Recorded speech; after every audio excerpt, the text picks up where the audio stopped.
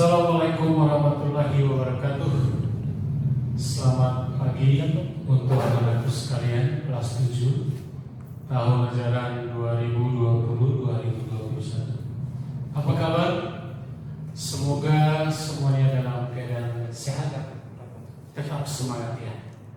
Kalian adalah anak-anak yang terbaik yang masuk ke SMP Negeri 10. Untuk itu patut kita semua, Anda dan keluarga bersyukur. Kali ini Bapak akan membawakan materi tentang bagaimana cara belajar yang efektif. Kata efektif artinya hasil maksimal dengan waktu yang teratur.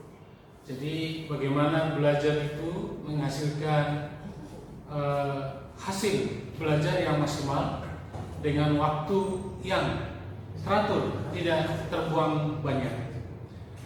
Anak-anakku sekalian, juga semua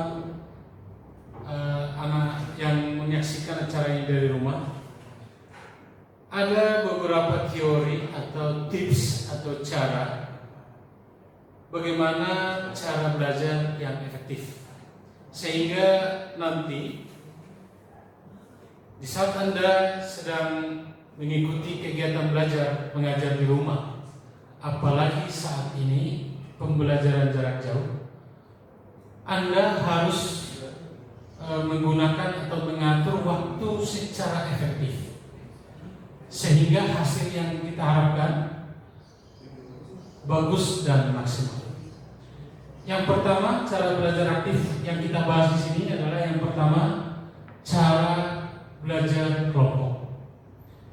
Cara belajar kelompok sangat efektif. Ya, pada saat ini memang tidak bisa belajar kelompok karena COVID-19.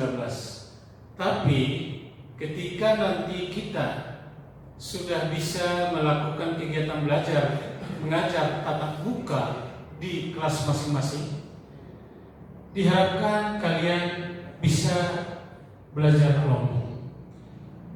Banyak motivasi, banyak semangat, banyak pengetahuan, dan banyak pengalaman yang kita peroleh ketika kita belajar kelompok.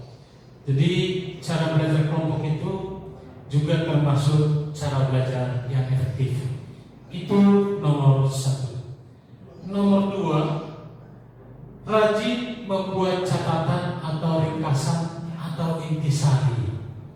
Rajin membuat catatan atau ringkasan atau intisari. Ketika Anda menulis sesuatu di buku catatanmu, sebenarnya pada saat yang sama apa yang Anda tuliskan itu di buku catatanmu itu sudah terekam di otakmu. Jadi kalau rajin menulis, menjadikan kita lebih cepat menghafal atau mengingat ya. Jadi ke depan kamu harus rajin menulis atau mencatat rangkuman intisari dari pelajaran-pelajaran yang Anda pelajari. Yang ketiga, membuat perencanaan. Membuat perencanaan atau planning. Segala sesuatu yang mau dilakukan ketika tidak dibuat dengan perencanaan yang matang akan mengakibatkan hasil yang tidak maksimal. Coba Anda bayangkan jika sebuah gedung besar dibangun tanpa perencanaan. Kita tidak tahu bagaimana bentuknya. Kita juga tidak tahu berapa dana yang dibayarkan dan juga berapa lama pengerjaannya. Itulah fungsinya, pentingnya sebuah perencanaan. Belajar juga harus perlu perencanaan. Gunakan waktumu seefektif mungkin. Buat jadwal kamu belajar di rumah.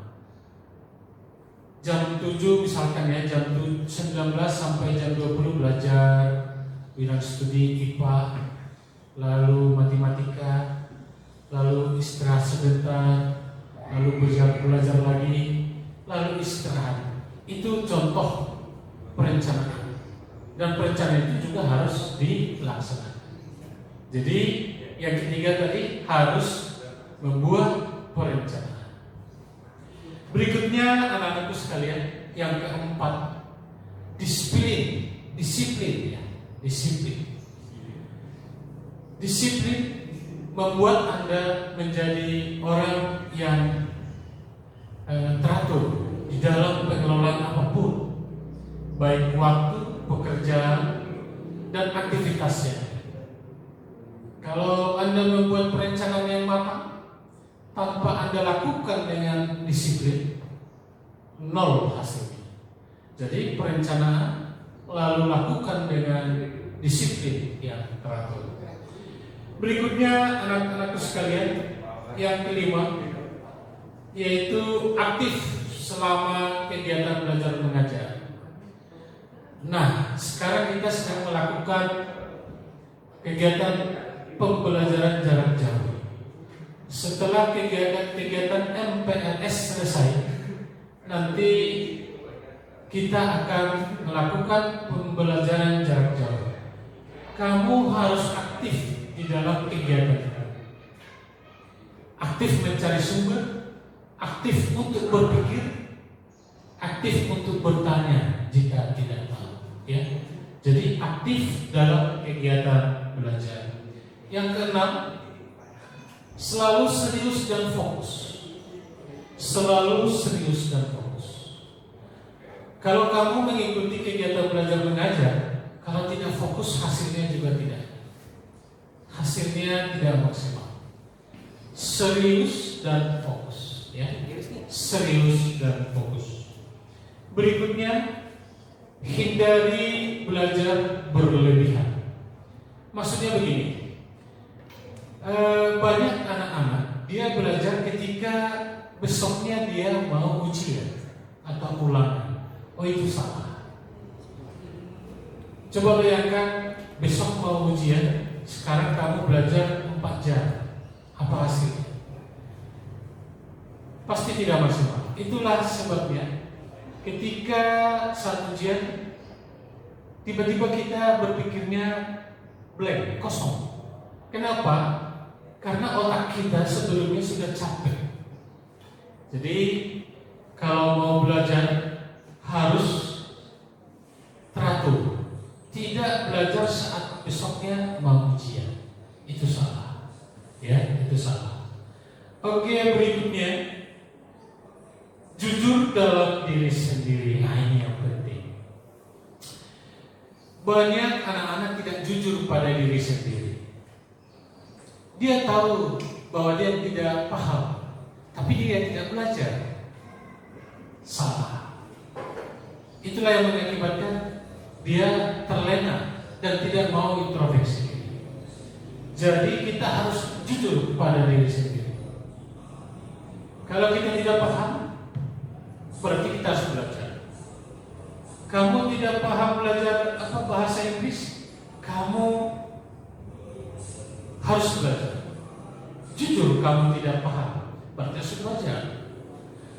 Kejujuran akan memotivasi Anda untuk melakukan hal yang lebih baik. Banyak anak tidak jujur pada dirinya. Akhirnya dia selalu menutupi kekurangannya. Dia selalu menutupi kelemahannya. Itulah yang menyebabkan dia dari hari ke hari menjadi tertinggal dari teman-temannya. Jadi ingat, jujur pada diri sendiri.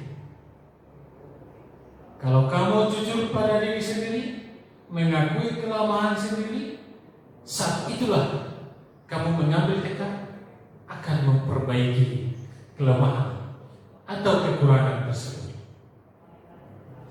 Berikutnya, bertanggung jawab. Ini yang sangat poin paling penting. Harus bertanggung jawab. Anak-anakku sekalian, banyak anak tidak bertanggung jawab. Contoh, dia seharusnya ke sekolah, tapi tidak membawa buku dengan alasan lupa. itu bentuk anak atau siswa tidak bertanggung jawab.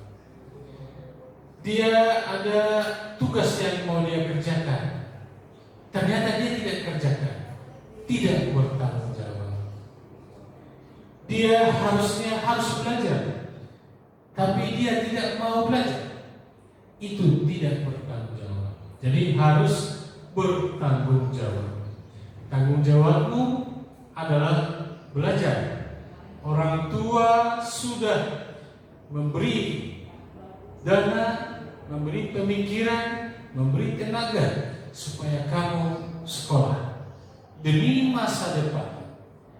Berarti tanggung jawabmu, kamu harus belajar. Harus belajar, ya. Berikutnya yang ke-10, kerjakan pekerjaan rumah dengan tepat waktu. Nah, ini paling penting. Ada pengalaman banyak anak-anak, dia hari Senin dapat PR yang dikerjakan dan dikumpulkan hari Jumat. Senin dia dapat PR dikerjakan hari Jumat, tapi hari Selasa tidak dikerjakan. Alasan besok saja. Rabu juga tidak dikerjakan. Hari Kamis saja kan masih ada Jumat.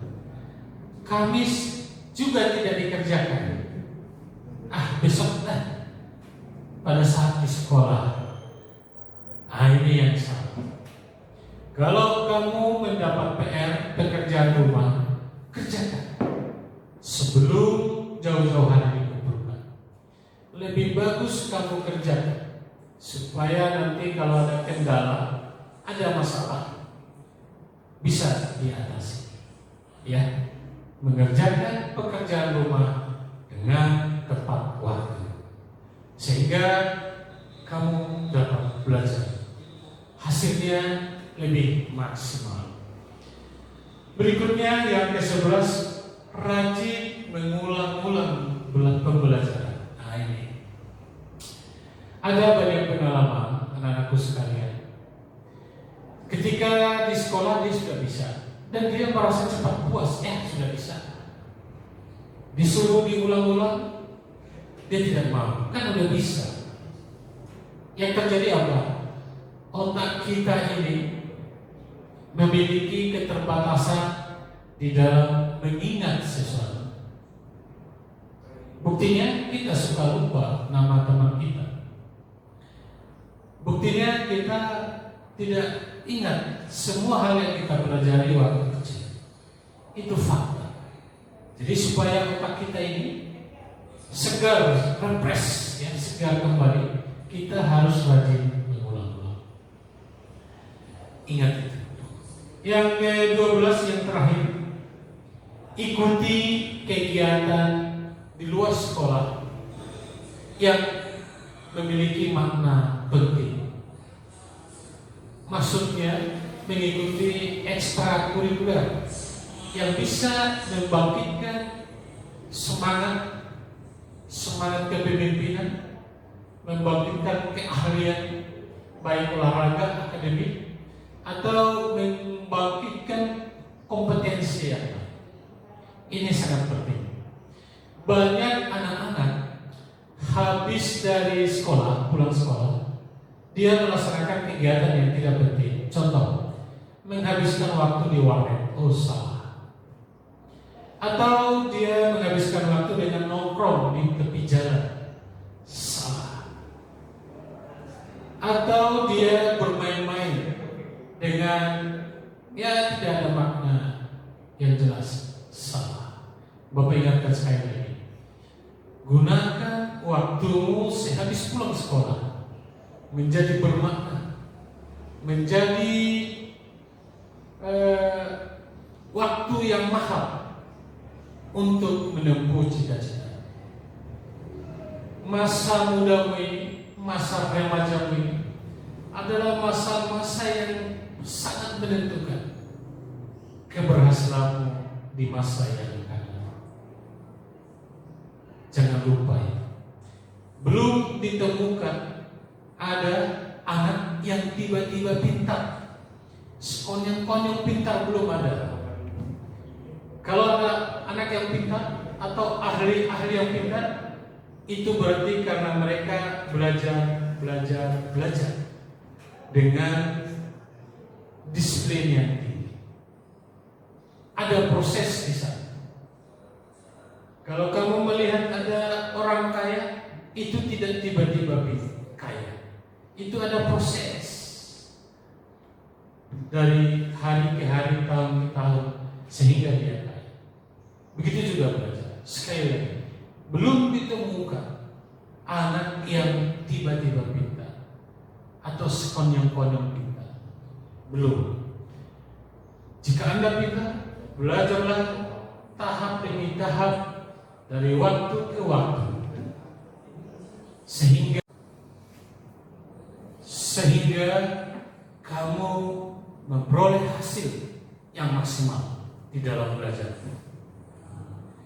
Ingat, hanya pendidikan yang mampu mengubah kehidupan menjadi lebih baik. Selamat sukses untuk Anda, untuk anakku kelas 7 semua. Bapak yakin kalian adalah anak-anak yang terbaik, anak-anak yang terseleksi, anak-anak yang terpilih, sehingga bisa masuk SMP Negeri 1. Sukses untuk Anda semua. Salam dari Bapak. Assalamualaikum warahmatullahi wabarakatuh. Semangat semua.